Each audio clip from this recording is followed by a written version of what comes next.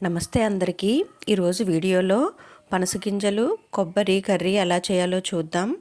పనసగింజలు సగానికి కట్ చేసుకుని వేడి నీళ్ళలో నానబెట్టుకుని వీడియోలో చూపిస్తున్నట్లుగా పైనున్న బ్రౌన్ కలర్ లేయరు తీసేయాలి.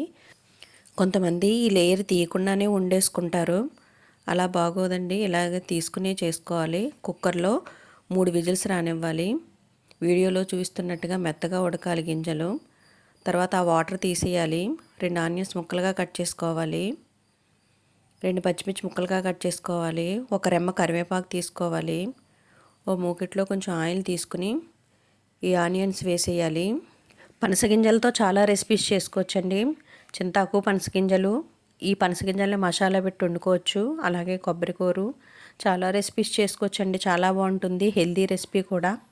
కొబ్బరికాయ ఒక చెక్కని ఇలా ముక్కలుగా కట్ చేసుకుని మిక్సీలో ఆడేసుకోవాలి. తర్వాత కొంచెం పసుపు వేయండి, పచ్చిమిర్చి, కొద్దిగా సాల్ట్, ఒక రెమ్మ కరివేపాకు వేసేసి మిక్స్ చేయాలి. కొద్దిగానే వేయాలి సాల్టు. ముందుగా వేయడం వల్ల ఉల్లిపాయ ముక్కలు త్వరగా మగ్గిపోతాయి. మిక్స్ చేయండి. చాలా హెల్దీ రెసిపీ అండి, మస్ట్గా ట్రై చేయండి. ఇది చాలా హెల్దీ కర్రీ అండి. పనసగింజల్లోనూ కొబ్బరిలోనూ చాలా పోషకాలు ఉంటాయి.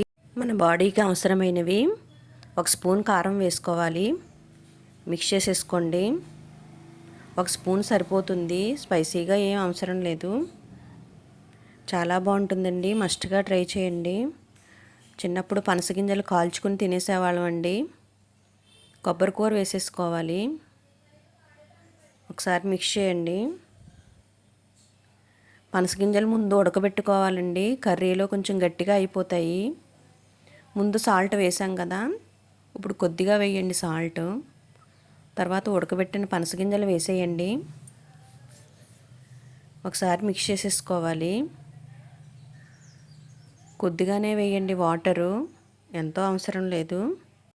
ఆల్రెడీ గింజలు ఉడకబెట్టుకున్నాం కదండి, పేస్ట్ అయిపోతాయి. కొద్దిగానే వేయాలి వాటరు. 3 విజిల్స్ మస్ట్గా వేయించాలండి గింజలు, లేకపోతే ఉడకవు. ఈ కర్రీ టేస్ట్ చాలా బాగుంటుంది. పనసగింజలు మామిడికాయ కూడా వండుకుంటారు. మా అమ్మమ్మల కాలంలో వండేవారండి. ఈ రోజుల్లో పిల్లలు కూడా ఇంట్లో ఎవరు కూడా తినట్లేదు. ఒకసారి ట్రై చేసి పెట్టండి. కొబ్బరికూరతో కూడా చాలా బాగుంటుంది కర్రీ. కమ్మగా ఉండే కొబ్బరి పనసగింజల కర్రీ రెడీ అయిపోయింది. Thank you for watching this video అండి.